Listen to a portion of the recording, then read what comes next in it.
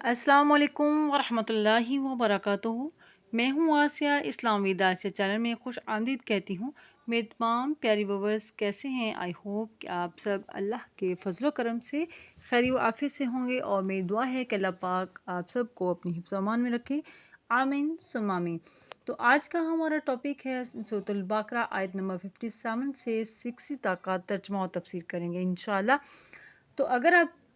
Channel پر new ہیں تو channel کو سبسکرائب کریں، بیل آئیکن کے بٹن کو پریس کریں تاکہ آنے والی ہر نئی ویڈیو کی نوٹیفیکیشن آپ تک پہنچ سکے۔ تو آئیے ہم اپنے سبق کا آغاز کرتے ہیں۔ بسم اللہ الرحمن الرحیم۔ اللہ تعالیٰ کے نام کے ساتھ شروع جو بڑا مہربان اور نہایت رحم کرنے والا ہے۔ وَظَلَّلْنَا عَلَيْكُمُ الْغَمَامَ وَأَنزَلْنَا عَلَيْكُمُ الْمَنَّ وَالسَّلْوَىٰ كُلُوا مِن طَيِّبَاتِ مَا رَزَقْنَاكُمْ وَمَا ظَلَمُونَا وَلَكِن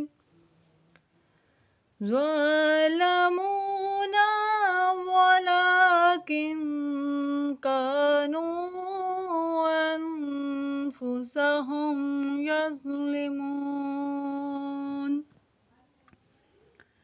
وَظَلَّلْنَا ہم نے سایہ کیا، علیکم تم پر، الغمام ہلکے بادل سے، وَأَنزَلْنَا اور ہم نے اتارا، علیکم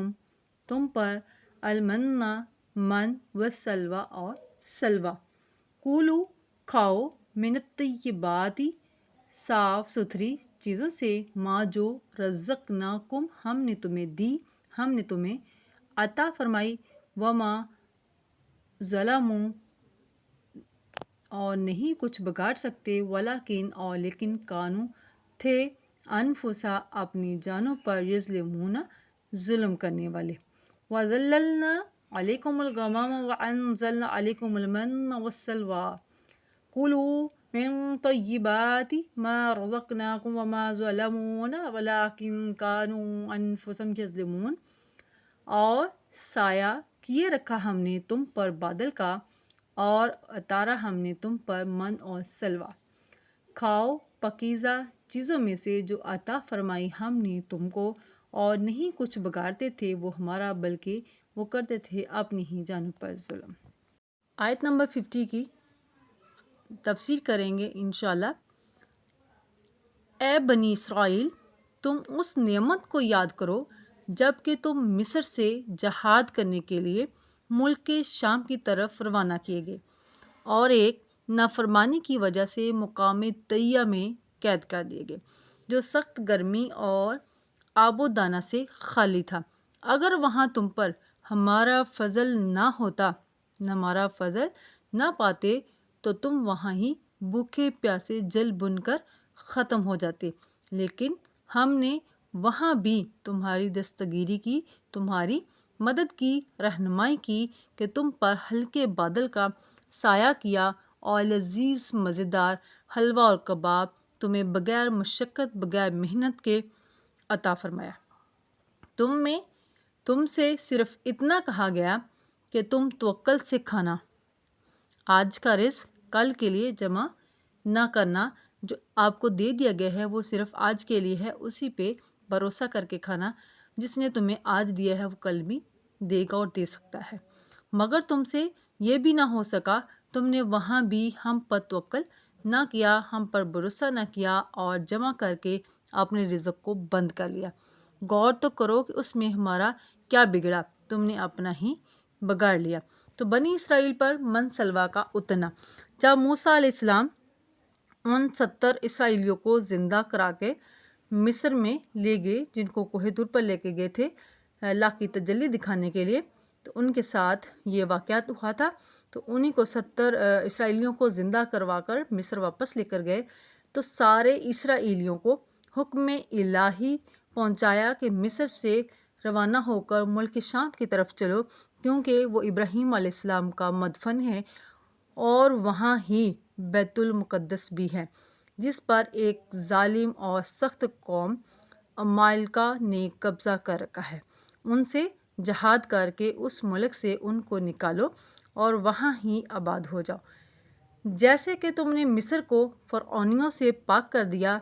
اس حکم میں راز یہ تھا کہ بنی اسرائیل ملک مصر میں فرعون کے عیش و آرام دیکھ چکے تھے اور اب سارے مصر کے مالک ہو گئے۔ اندیشہ تھا کہ یہ فرعونیوں کی طرح عیش و آرام میں پھنس کر اللہ کی عبادت بھول گئے۔ نیز فرعونی کہا کرتے تھے کہ موسیٰ اور ہارون علیہ السلام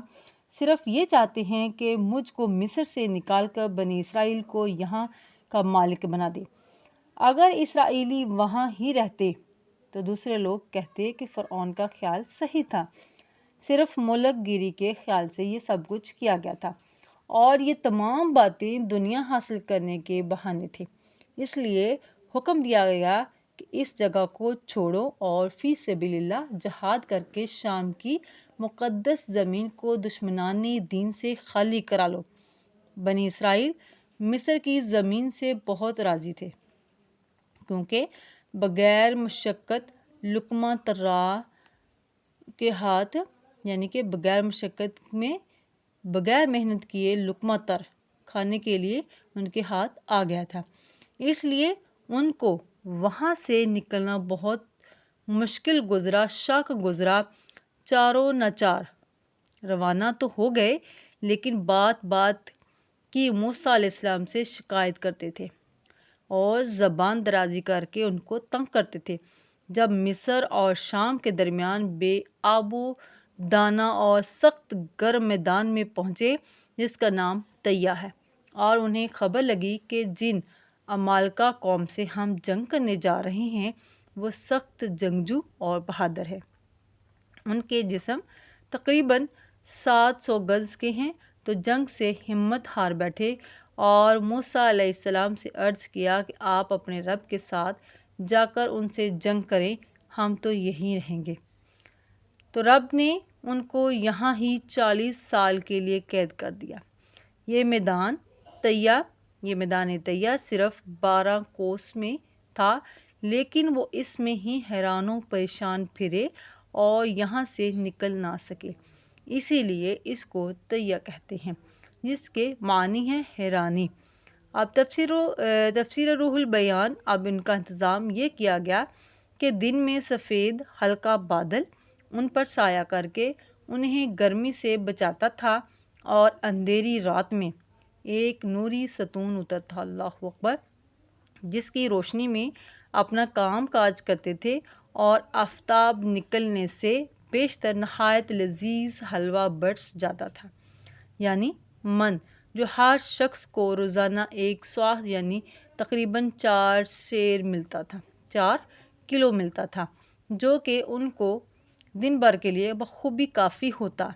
اور جمعہ کے دن دگنا برستا تاکہ ہفتے کے دن بھی کام آئے۔ یہ لوگ شیرنی سے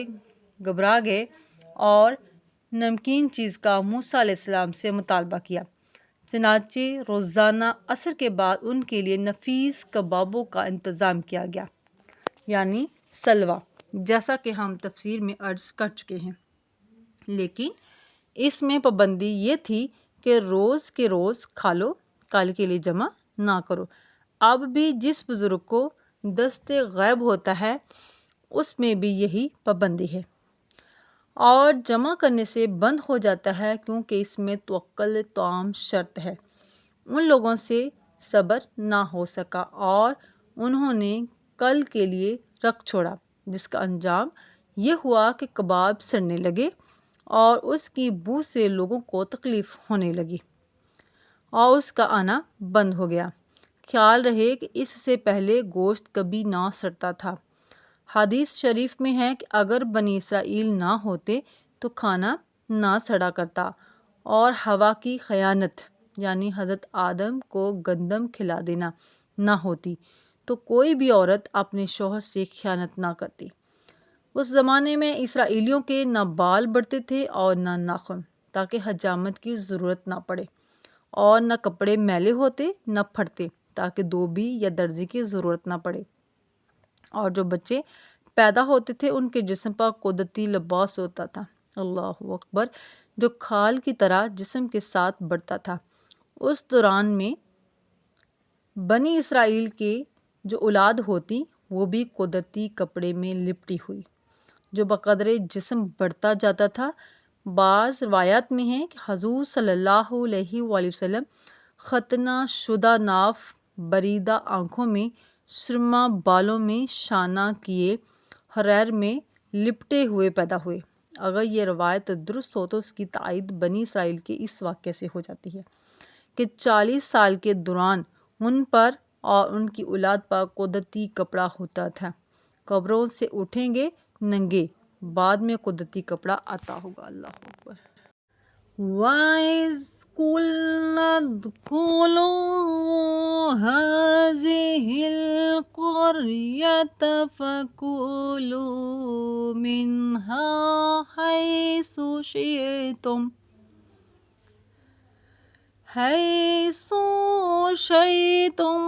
رَغَدًا وَادْخُلُوا الْبَابَ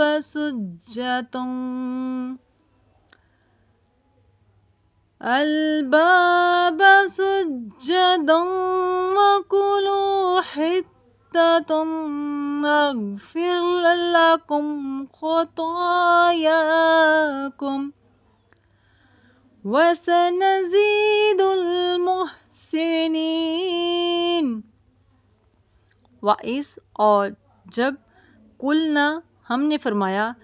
ادخلوا، داخل ہو جاؤ، گھس جاؤ، ہٰذِهِ الْقَرْیَةَ، اس بستی میں، فَکُولُوا، پس کھاؤ، منہا، اس سے، حیث،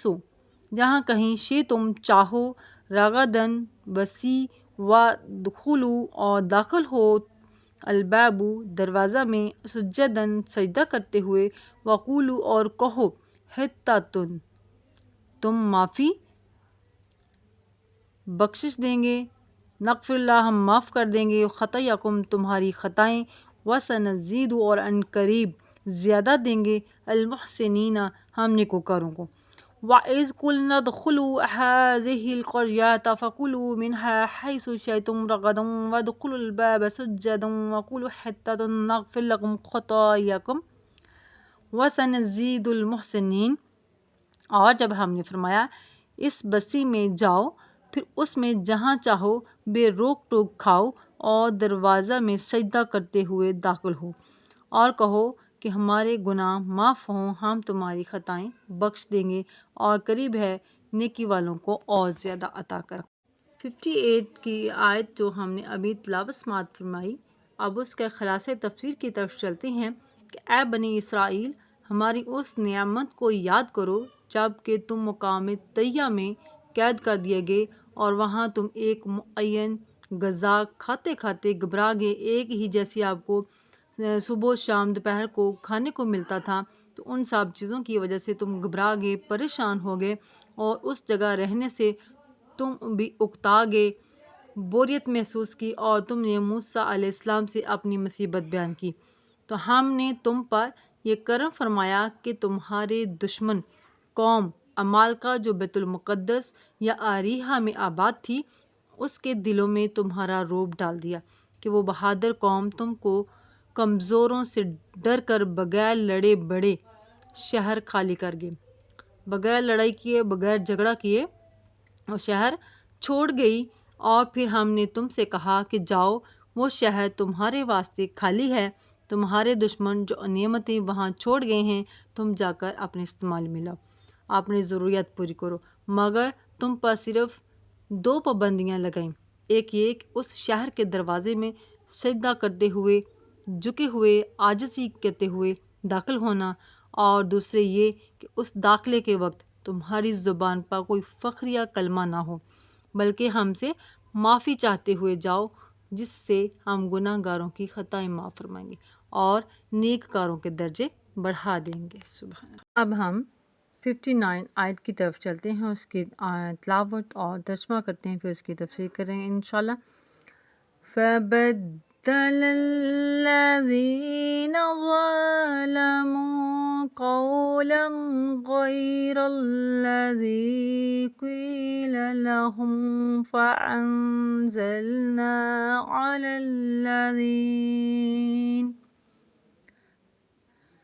عَلَى الَّذِينَ ظَلَمُوا رِجْزًا مِّنَ السَّمَاءِ بِمَا كَانُوا يَفْسُقُونَ۔ فبدل پس بدل دی الذین انہوں نے ظلموا جنہوں نے ظلم کیا قولاً وہ بات غیر سوا الذی اس بات کے قیلا جو کہی گئی لاہم ان کے لیے ان کے واسطے فانزلنا پس اتارا ہم نے علی الذین ان کے اوپر ظلموا جنہوں نے ظلم کیا رجزن عذاب من السماء آسمان سے بما کانوا بوجہ اس کے یفسقون کے فسق کرتے تھے بدلہ ان کی بے حکمی کا۔ فبدل الذین ظلموا قولا غیر الذی قیل لهم فانزلنا علی الذین ظلموا رجزا من السماء بما کانوا یفسقون۔ تو ظالموں نے اور بات بدل دی جو فرمائی گئی تھی، اس کے سوا تو ہم نے آسمان سے ان پر عذاب اتارا بدلہ ان کی بے حکمی کا۔ آیت نمبر 59 کا خلاصہ تفسیر کچھ یوں ہے کہ بنی اسرائیل کی سرکشی اس حد تک پہنچ چکی تھی کہ بڑے سے بڑا مجرم بھی اتنی دراز قید کاٹ کر کچھ روز کے لیے سیدھا ہو جاتا ہے کہ جس کو اتنی سزا مل جائے وہ تنہا رہے، اس تنہائی میں بور ہو جائے، ایک ہی کھانا کھا کر تنگ آ جائے تو وہ بھی کچھ سبق حاصل کر لیتا ہے، سیدھے راستے پر چل جاتا ہے۔ لیکن یہ 40 سال قید گزارنے کے بعد جب وہاں سے چھوٹے تو ان سے کہا گیا کہ تم اس شہر میں سجدہ اور توبہ کرتے ہوئے داخل ہونا، تو انہوں نے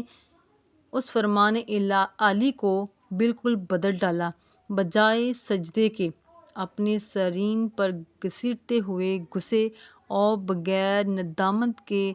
دل لگی اور مذاق کرتے ہوئے، بغیر شرمندگی کے انہیں اپنے کیے پر کوئی شرمندگی نہیں، کوئی احساس نہیں، کوئی ندامت نہیں، اور وہ مذاق کرتے ہوئے، ہنسی کرتے ہوئے، کہکے لگاتے ہوئے گئے اور بجائے معافی مانگنے کے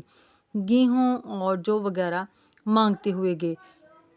مطلب انہوں نے گندم مانگی، جو مانگے، کچھ اس طرح کھانے کی اور چیزیں مانگی، تو مانگتے ہوئے وہ اس رستے سے گئے، وہ سمجھے کہ نبی کی بتائی ہوئی دعا موقع اور وقت کے خلاف ہے۔ ضرورت تو گندم کی ہے، ہم من سلوا کھاتے کھاتے اکتا گئے ہیں، تنگ آ گئے ہیں، اب اس کھانے کو جی نہیں کرتا، تو وہ کہتے ہیں کہ معافی مانگو۔ اس سے وہ لوگ عبرت پکڑیں جو آج کہتے ہیں کہ سود کی حرمت، عورتوں کا پردہ، زکوٰۃ، قربانی اس زمانے کے مناسب تھا، اب وقت دوسرا ہے، اب ان احکام کی ضرورت نہیں، یا ان میں ترمیم چاہیے، ترمیم کر کے ہی ان اسرائیلیوں کا بیڑا غرق ہوا۔ اس سرکشی کا نتیجہ یہ ہوا کہ ہم نے ان پر آسمانی عذاب، طاعون وغیرہ نازل فرمایا، کیونکہ وہ عادی مجرم تھے۔ تو اے محبوب صلی اللہ علیہ وآلہ وسلم، آپ ان کی نافرمانی کی وجہ سے غمگین نہ ہوں، پریشان نہ ہوں، ہم آپ کا ساتھ دیں گے انشاءاللہ، وہ بھٹکتے ہی رہیں گے۔ نفوس کو دنیا کی بستی میں بھیجا گیا، یہ کچھ الفاظ ہیں، تفسیر صوفیانہ ہیں جو ہمارے بزرگوں نے اپنے الفاظ میں کچھ یوں تفسیر کی ہے کہ نفوس کو دنیا کی بستی میں بھیجا گیا اور اس کو حکم دیا گیا کہ اعضاء جسم کو جس طرح چاہیے استعمال کر اور دنیا کی نعمتیں خوب کھا اور پی، لیکن دروازہ حیات میں رب کی اطاعت کرتے ہوئے اور توبہ کرتے ہوئے جانا، تیری خطائیں معاف ہوں گی اور تجھے بڑا اجر دیا جائے گا، مگر اس ظالم نفس نے نہ کہنے کی بات کہی اور نہ کرنے کے کام کیے۔ دنیا کی طلب میں ایسا مشغول ہوا کہ دنیا کی چیزیں اس نے اپنے سامنے رکھ لیں کہ میں یہ مانگ لوں، میں وہ مانگ لوں۔ جو اس کو حکم دیا گیا کہ سجدہ کر، اپنے گناہوں کی معافی مانگ تاکہ تجھے معاف کر دیا جائے، لیکن اس نے یہ کام بالکل نہیں کیے۔ دنیا کے لالچ میں آ کے، دنیا کی طلب میں آ کے ایسا وہ مصروف ہو گیا کہ اسے کچھ دکھائی نہ دیا، کہ آخرت کو بھول گیا کہ میں نے آگے بھی جانا ہے، میری آگے کی زندگی کیسی ہوگی اس کے بارے میں کچھ فکر کر لے، لیکن اس نے ایسا نہیں کیا اور وہ بالکل بھول گیا۔ فکر معاش میں خیال معاد سے غافل ہو گیا۔ کھانا ذکر الہی کے لیے تھا، مگر نفس نے سمجھا کہ یہ زندگی کھانے کے لیے ہے، جس کا نتیجہ یہ ہوا کہ اس غافل نفس پر عذاب الہی موت کی شکل میں نمودار ہوا، اور وہ تمام دنیاوی جمع کی ہوئی نعمتیں چھوڑ کر چل دیا۔ کہ ہم دنیا میں اگر کھانے پینے عیش و آرام کی چیزیں ہم اکٹھی کرتے رہتے ہیں، اسی کی طرف دھیان دیتے ہیں، اچانک موت آتی ہے تو وہ ساری چیزیں جو ہوتی ہیں وہ وہیں کی وہی رہ جاتی ہیں، اور تمام دنیاوی چیزیں جمع کی ہوئی جو ہم نے ہوتی ہیں وہ ساری نعمتیں چھوٹ جاتی ہیں اور تنہا ہو جاتے ہیں۔ خیال رہے کہ موت غافل کے لیے عذاب آسمانی اور عقل کے لیے ذریعہ شادمانی اور راحت جاؤ دانی ہے، اسی لیے اللہ والوں کے موت کے دن کو عرس یعنی شادی کا دن کہتے ہیں۔ حق تعالیٰ غفلت کی زندگی سے بچائے، آمین۔ اس کے کچھ اور مزید الفاظ ہیں۔ عقائد، فرائض، واجبات، نوافل، مستحبات، دولت ایمان کی محافظ دیواریں ہیں۔ عقائد پہلی دیوار اور مستحبات آخری، جو کب سڑک ہوتی ہے، جو لب سڑک ہوتی ہے۔ چور پہلے کنارہ والی دیوار کو توڑتا ہے، جس کا کنارہ ہو باہر کی سائڈ پہ، چور اسی پہ حملہ کرتا ہے، ادھر سے اپنا راستہ جانے کا بناتا ہے، جو دیوار کو توڑتا ہے۔ اگر وہاں ہی حفاظت کر لی گئی تو دولت محفوظ رہے گی، ورنہ چور اور دیواروں کو بھی توڑے گا۔ شیطان چور پہلے مستحبات، پھر سنتیں، پھر واجبات، پھر فرائض چھڑواتا ہے، پھر عقائد پر حملہ کرتا ہے۔ گناہ صغیرہ وہ ہے جسے انسان چھوٹا سمجھے، کبیرہ گناہ وہ ہے جسے انسان معمولی جانے۔ ان لوگوں نے حطۃ کو معمول سمجھ کر چھوڑ دیا اور آفت آ گئی، انہوں نے اپنی ہی جانوں کو مشکلوں میں ڈال دیا، نہ کہ توبہ کی، مغفرت مانگی، بلکہ دنیاوی نعمتوں کو ترجیح دیا اس پر۔ آیت نمبر 60 کا ترجمہ اور تفسیر کریں گے انشاءاللہ، تو آئیے ہم تلاوت کا آغاز کرتے ہیں۔ وَإِذِ اسْتَسْقَىٰ مُوسَىٰ لِقَوْمِهِ فَقُلْنَا اضْرِب بِّعَصَاكَ الْحَجَرَ فَانفَجَرَتْ مِنْهُ اثْنَتَا عَشْرَةَ عَيْنًا قَدْ عَلِمَ كُلُّ أُنَاسٍ مَّشْرَبَهُمْ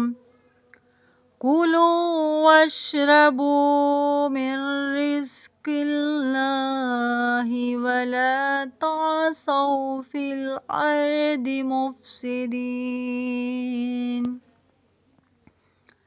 وَإِذ اور جب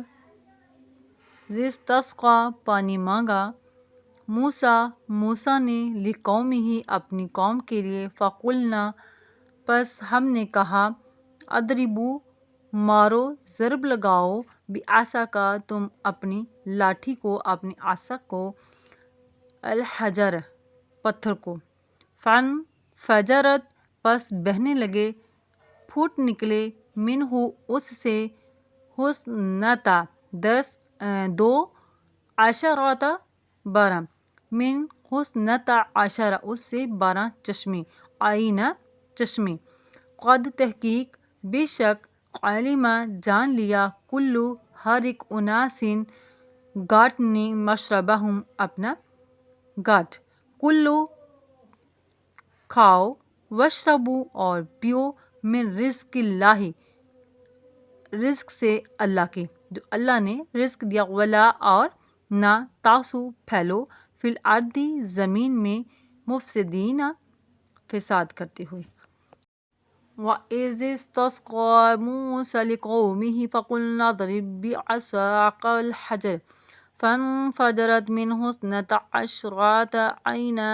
قَدْ عَلِمَ كُلُّ أُنَاسٍ مَّشْرَبَهُمْ كُلُوا وَاشْرَبُوا مِن رِّزْقِ اللَّهِ وَلَا تَعْثَوْا فِي الْأَرْضِ مُفْسِدِينَ اور جب موسیٰ نے اپنی قوم کے لیے پانی مانگا تو ہم نے فرمایا اس پتھر پر اپنا عصا یعنی کہ اپنی لاٹھی کو مارو فوراً اس میں سے 12 چشمے بہہ نکلے ہر گروہ نے اپنا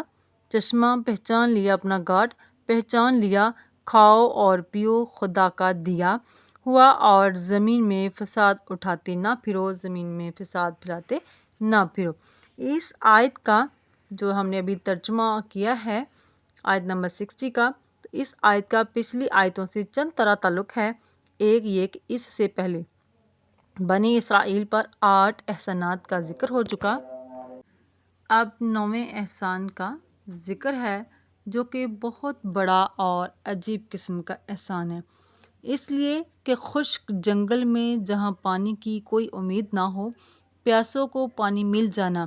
بہت بڑی نعمت ہے اور ایسی جگہ سے پانی ملنا جو کہ بالکل خلاف عادت ہو بہت ہی عجیب احسان ہے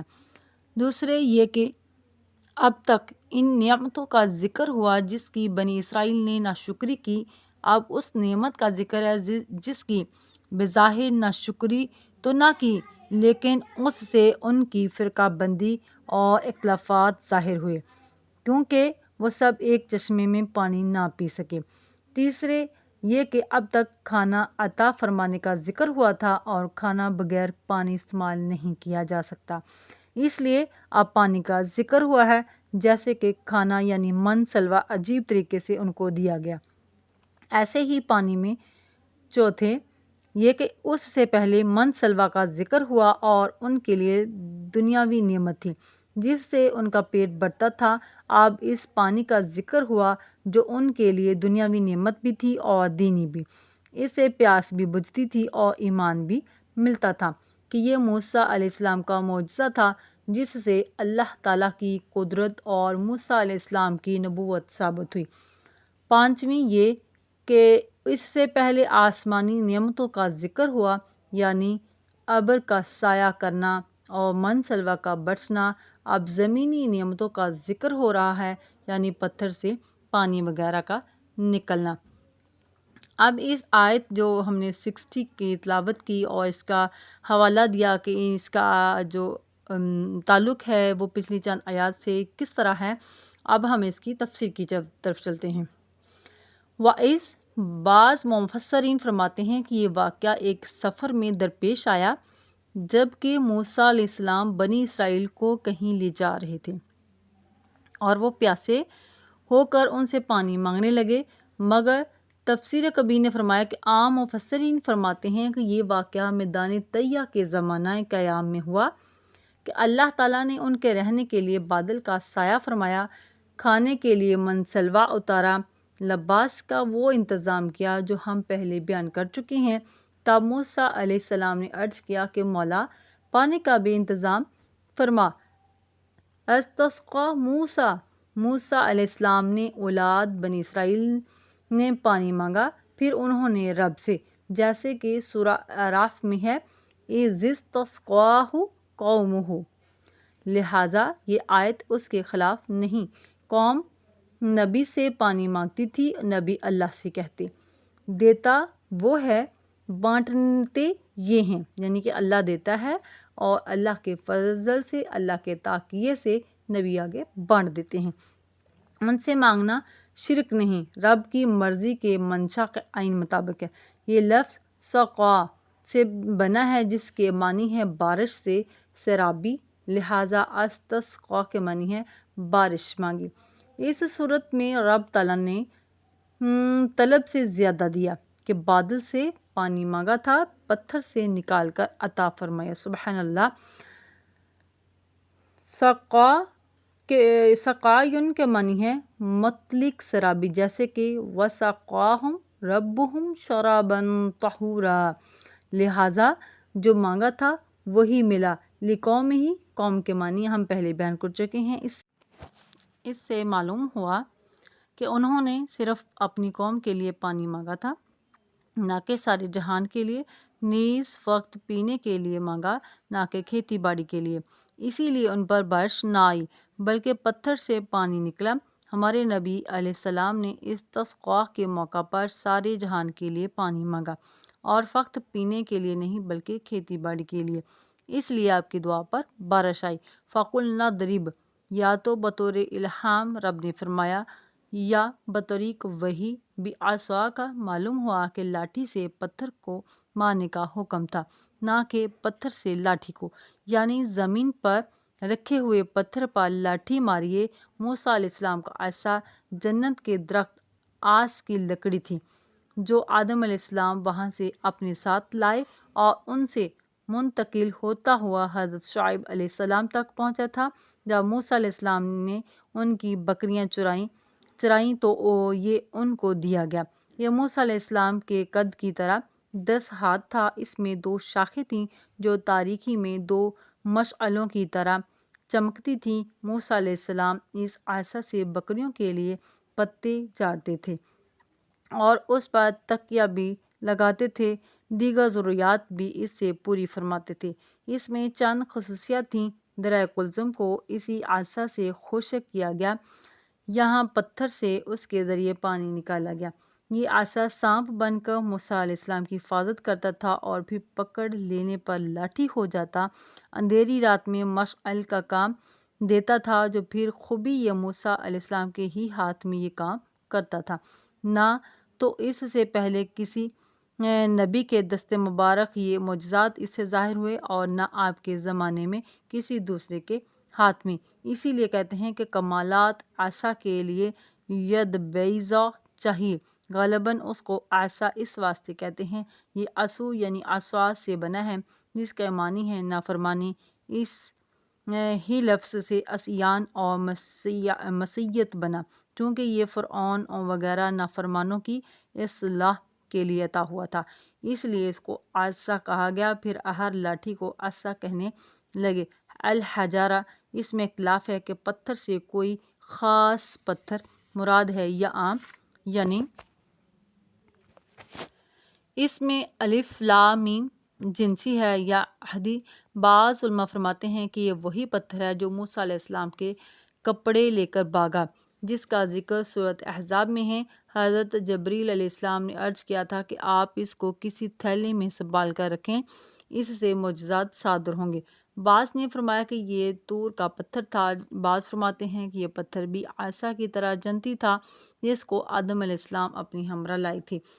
اور انبیاء کرام میں منتقل ہوتا ہوا شعیب علیہ السلام تک پہنچا، اور انہوں نے عصا کے ساتھ موسیٰ علیہ السلام کو یہ پتھر بھی عنایت فرمایا۔ پتھر سنگ مرمر تھا،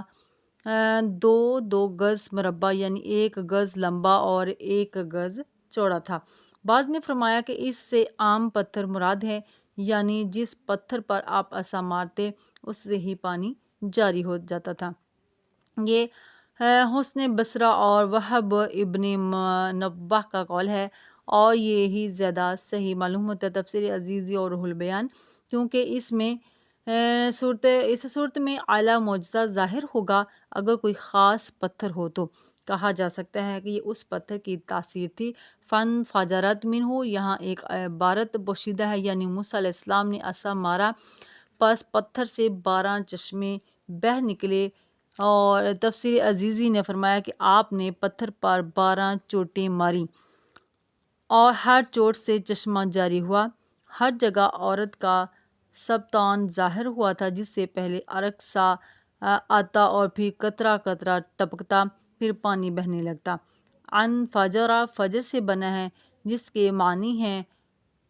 پھوٹنا یعنی چڑھ جانا۔ صبح صادق کو اسی لیے فجر کہتے ہیں کہ اس وقت سیاہی پھٹ کر سفید ڈورے نمودار ہوتے ہیں۔ بدکار آدمی کو اسی لیے فاجر کہتے ہیں کہ وہ اپنی بدکاری سے مسلمانوں کی جماعت میں شگاف پیدا کر دیتا ہے۔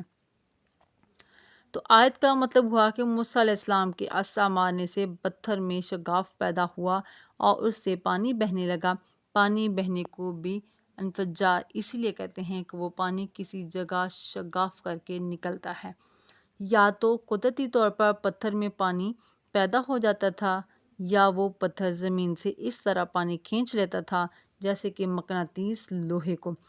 یا آج کل نل پانی کو یا اس پتھر سے ارد گرد کی ہوا مس کر کے پانی بن جاتی تھی، جیسے کہ آج بھی ٹھنڈے برتن سے چھو کر ہوا پانی بن جاتی ہے۔ حسنتا عشرات عینہ،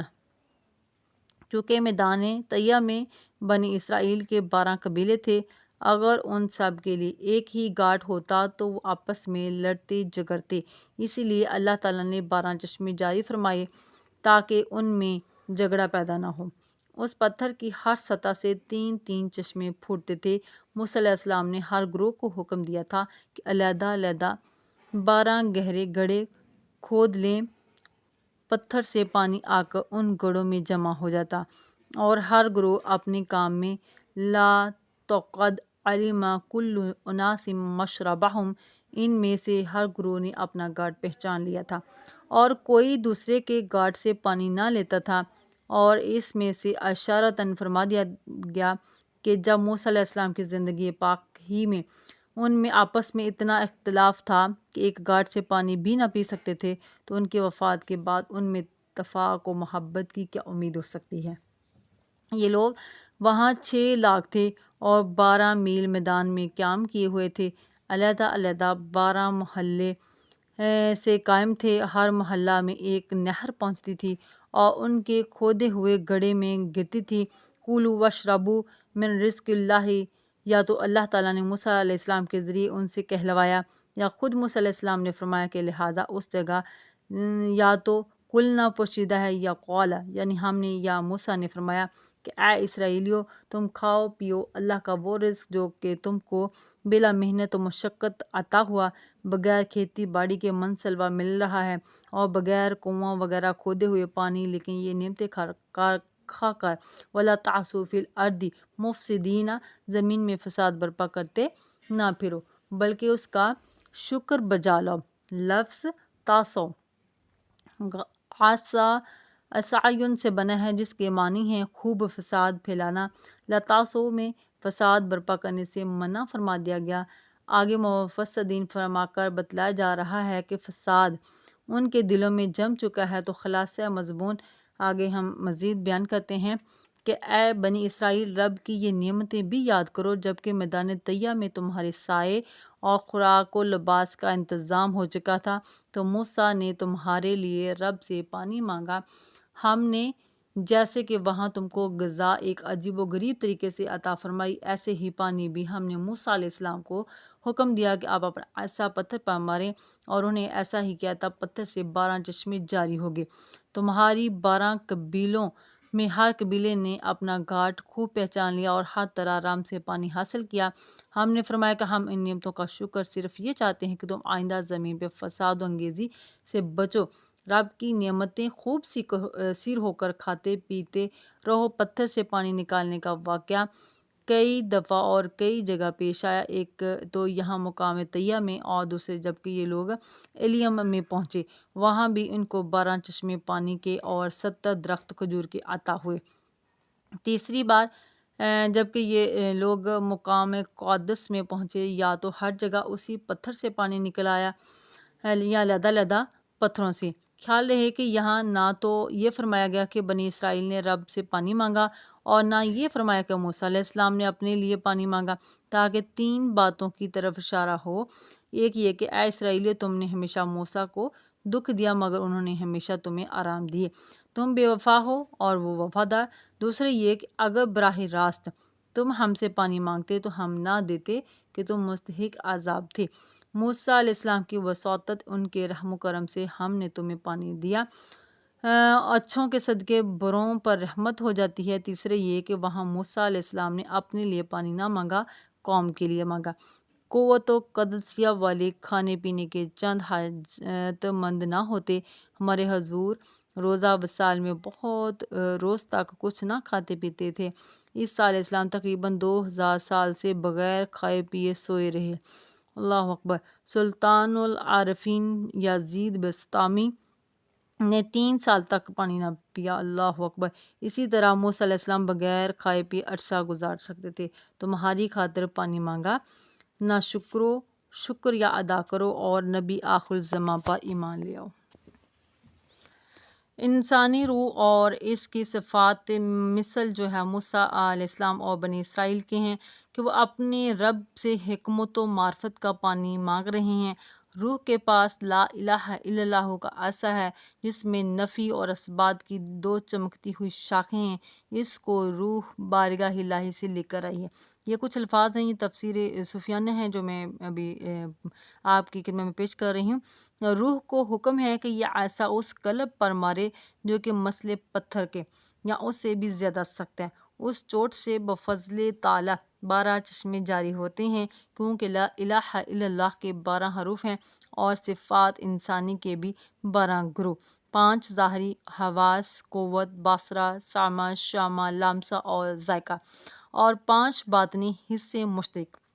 حافظہ، خیال، وہم اور قوت متصرفہ، اور ایک قلب اور ایک نفس۔ ان میں سے ہر ایک گاہ اپنے گاڈ کو پہچانتی ہے۔ قلب کا گاڈ تقویٰ اور اطاعت ہے، روح کا گاڈ کشف اور مشاہدہ۔ یہ روح حقیقت کے چشمے کا پانی تجلی کے پیالے سے ساقی کی عطا سے پیتی رہتی ہے، اور فرمان ہوتا ہے وَسَقَّاهُمْ رَبُّهُمْ شَرَابًا طَہُورًا۔ رب کا حکم ہے یہ حقیقی رزق کھاؤ پیو، لیکن دین کو دنیا کے بدلے میں بیچ کر اور آخری چیز کو ادنا پر ترجیح دے کر ان دونوں کو موسیٰ علیہ السلام پر مقدم جان کر فساد مت پھیلاؤ۔ آئی ہوپ کہ آج کی جو ویڈیو تھی ہماری آیت نمبر 57 سے 60 تک جو ہم نے ترجمہ و تفسیر کیا ہے پسند آئی ہوگی۔ اگر آج کی ویڈیو آپ کو اچھی لگی ہے تو ایک لائک اور شیئر ضرور کیجیے گا، اور ایک اچھا سا کمنٹ بھی کیجیے گا تاکہ ہماری حوصلہ افزائی سکے۔ اور ہماری ویڈیو کو واچ کرنے کے لیے جزاک اللہ خیرہ، وما علینا الا البلاغ المبین۔ السلام علیکم ورحمۃ اللہ وبرکاتہ۔